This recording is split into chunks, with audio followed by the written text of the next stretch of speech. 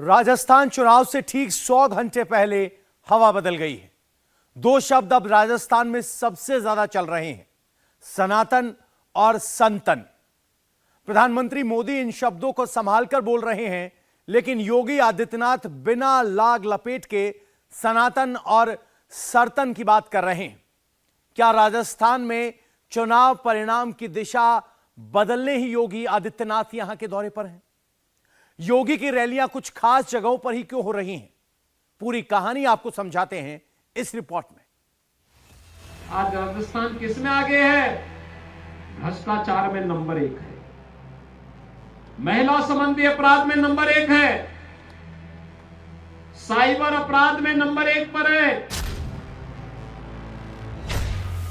राजस्थान चुनाव के रण में योगी की एंट्री हुई।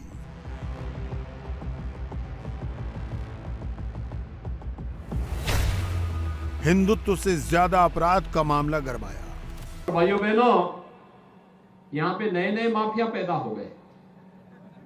कोई भू माफिया, कोई खनन माफिया, कोई जंगल माफिया, कोई गौ तस्कर माफिया। और भाइयों बहनों, इन्हीं तस्करों के लिए, इन्हीं माफियाओं के लिए हम यूपी में बुलडोजर लेके आए हैं। राम मंदिर के प्राण प्रतिष्ठा की तैयारियां तेज हैं।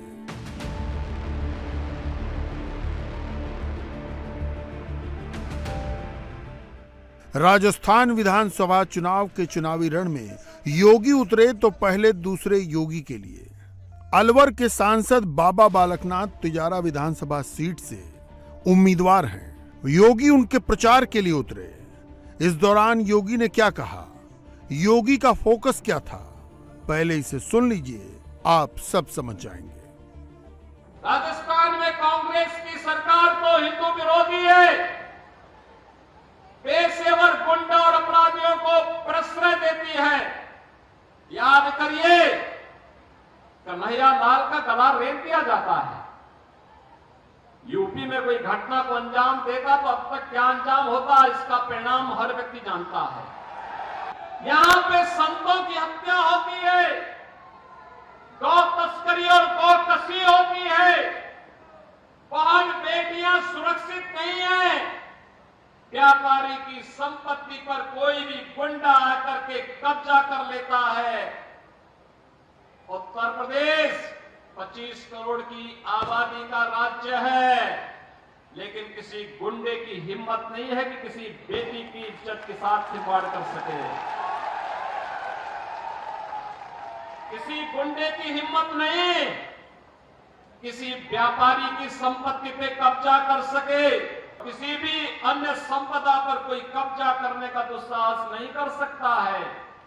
अगर करेगा तो पीछे से बुलडोजर उसको रौंद करके ठीक कर देगा। राजस्थान में महिलाओं के खिलाफ अपराध को लेकर बीजेपी एनसीआरबी की रिपोर्ट का हवाला दे रही है। एनसीआरबी की रिपोर्ट के मुताबिक राजस्थान दुष्कर्म के मामले में नंबर 1 पर है। 5 साल में 10,92,000 केस दर्ज हुए हैं।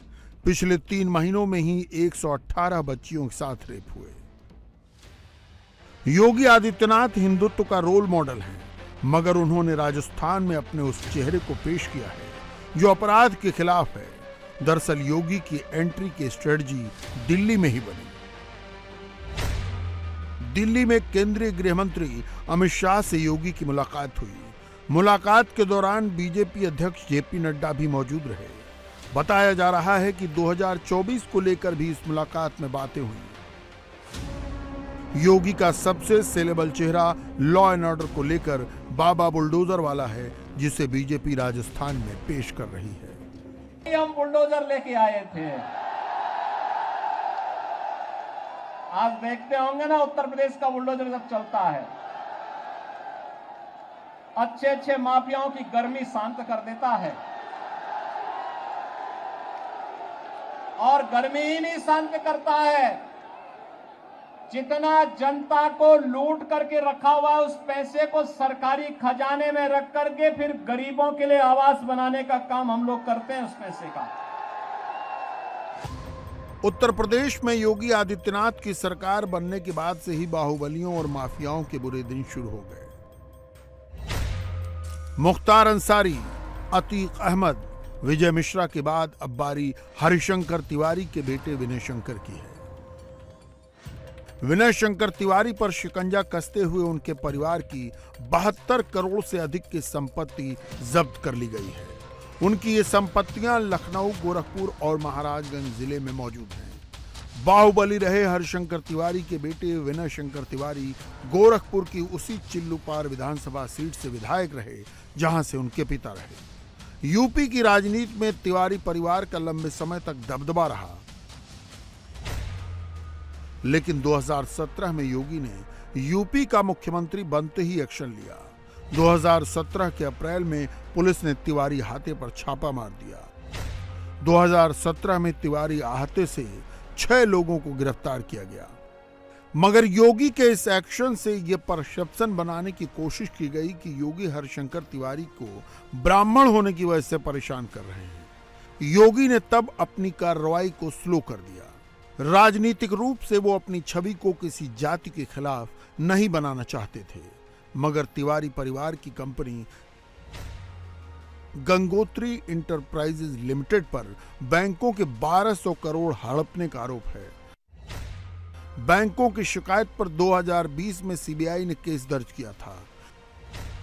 इसके बाद लखनऊ से लेकर गोरखपुर तक कई ठिकानों पर छापेमारी की गई। योगी को शासन में रहते अब 6 साल पूरे होने को हैं और वो इतने अनुभवी हो चुके हैं कि जानते हैं किस माफिया को कैसे हैंडल करना है। अब वो जाति और धर्म से भी ऊपर उठ चुके हैं। वो एक ऐसे योगी हैं जो राम राज्य को समर्पित है। अयोध्या में 22 जनवरी को प्राण प्रतिष्ठा है। सीएम योगी 60 बार से ज्यादा अयोध्या गए हैं। योगी अब जहां जाते हैं वहां राम मंदिर और राम राज्य की ही बात करते हैं। राजस्थान के चुनावी रण में भी योगी ने राम मंदिर का मुद्दा सबसे ऊपर रखा। आपकी आस्था का सम्मान नहीं कर सकती। क्या कांग्रेस रहती तो अयोध्या में राम मंदिर का निर्माण हो पाता? कांग्रेस के लोगों को संदेह था कि अयोध्या में राम मंदिर नहीं बन पाएगा। इसलिए कांग्रेस ने अपने शासनकाल में जब केंद्र में सरकार थी तो क्या कहती थी? कहती थी राम और कृष्ण हो ही नहीं। भाइयों बहनों, मैं आज आपसे कहने के लिए आया हूं, हमने तब भी कहा था रामलला हम आएंगे, मंदिर वहीं बनाएंगे। और आज हम कह रहे हैं रामलला हम आएंगे और रामलला को विराजमान करने के तिथि भी बताएंगे। और मैं तो पुष्कर तीर्थ में आया हूं। आज 22 जनवरी 2024 को प्रधानमंत्री मोदी जी के कर कमलों से रामलला अपने भव्य मंदिर में विराजमान होंगे। आज आप वहां व्यक्तियों की सुरक्षा में कोई सेंध नहीं लगा सकता। किसी गरीब की संपत्ति को कोई हड़प नहीं सकता। किसी व्यापारी को कोई उनसे फिरौती नहीं मांग सकता। उत्तर प्रदेश में तो डबल इंजन की भाजपा की सरकार है तो राम राज्य आ गया। राम राज्य आ गया भाइयों बहनों।